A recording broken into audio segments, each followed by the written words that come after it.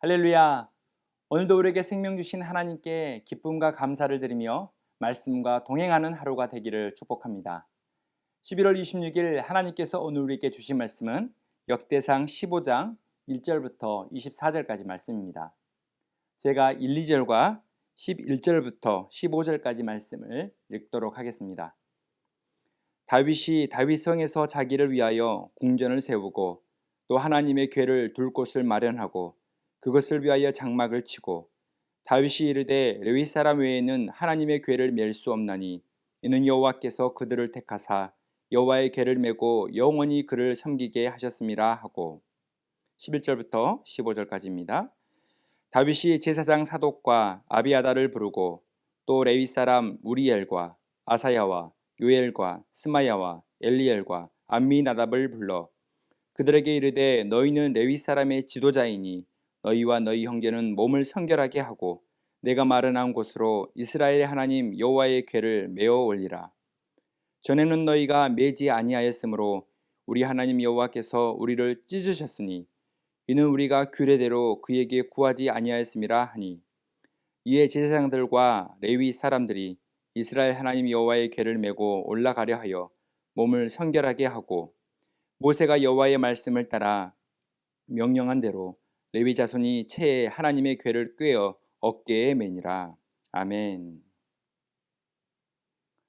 오늘 역대상 15장 본문은 언약궤를 다윗성으로 옮기는 두 번째 준비에 관한 이야기입니다. 다윗은 에벳 에돔의 집에 있는 언약궤를 운반하는 일에 새로운 준비를 합니다. 무엇보다 이번에는 율법의 가르침대로 세심하게 언약궤를 다루기로 결심합니다. 1절을 보면 언약궤를 둘 곳을 마련하기 위하여 장막을 치고 2절을 보면 레위 사람 외에는 언약궤를 맬 수 없도록 명령합니다. 다윗이 이렇게 철저하게 준비하는 이유가 무엇입니까? 역대상 13장의 기록처럼 정확하지 않는 방법으로 언약궤를 옮기다가 운반을 실패한 경험을 했기 때문입니다. 다윗은 언약궤를 소홀히 취급한 과거의 모습을 회개하고 하나님을 섬기듯 언약궤를 운반할 새로운 준비를 하고 있는 것입니다. 다윗은 실패의 경험을 통하여 이전보다 더욱 하나님을 경외하는 마음을 소유하게 된 것입니다. 다윗은 한 번의 실패로 인하여 좌절하거나 포기하지 않았습니다. 그는 자기의 실패를 반성하고 하나님의 말씀에 따라 옳은 방법으로 새롭게 준비하였습니다. 이것이 다윗의 신앙의 위대한 모습입니다. 다윗도 역시 우리와 같이 실수하고 넘어지지만 철저히 자기를 회개하고 하나님을 경외하는 마음을 가졌습니다.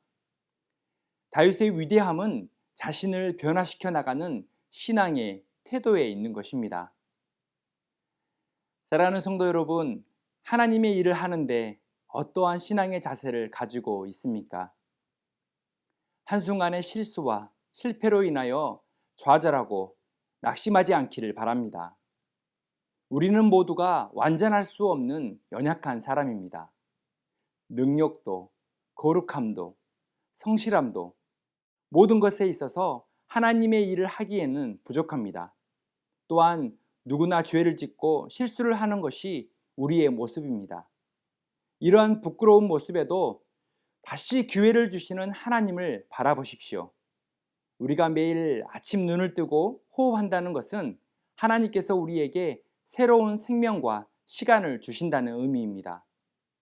하루라는 시간은 하나님께서 새로운 기회를 주신다는 의미입니다. 다시 화해할 수 있는 기회, 다시 사랑할 수 있는 기회, 다시 도전할 수 있는 기회들을 주시는 것입니다. 오늘도 하나님의 말씀에 순종하여 하나님께서 주신 기회의 시간을 소중하게 사용하시는 믿음의 성도가 되시기를 축복합니다. 다윗처럼 마지막에는 하나님께서 주신 소명을 성공적으로 감당하는 믿음의 사람으로 남을 수 있기를 소망합니다. 12절을 보면 다윗이 제사장과 레위인들을 불러 언약궤 운반을 위해 몸을 성결하게 하라고 명령하고 있습니다. 그들에게 이르되 너희는 레위 사람의 지도자이니 너희와 너희 형제는 몸을 성결하게 하고 내가 마련한 곳으로 이스라엘의 하나님 여호와의 궤를 메어 올리라. 아멘. 성결하게 하고라는 단어의 히브리어는 너희 스스로 거룩하게 하라라는 그런 의미가 있습니다. 레위인들은 하나님의 일을 하기 전에 반드시 자신을 거룩하게 해야 할 의무가 있었습니다. 이때 제사장들은 몸을 씻고 의복을 갈아입어야 했습니다.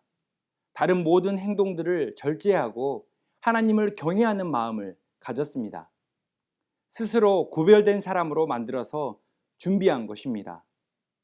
하나님의 일을 감당하기 위해서는 반드시 거룩함이 전제되어야 모든 일을 하나님의 뜻대로 이룰 수 있는 것입니다.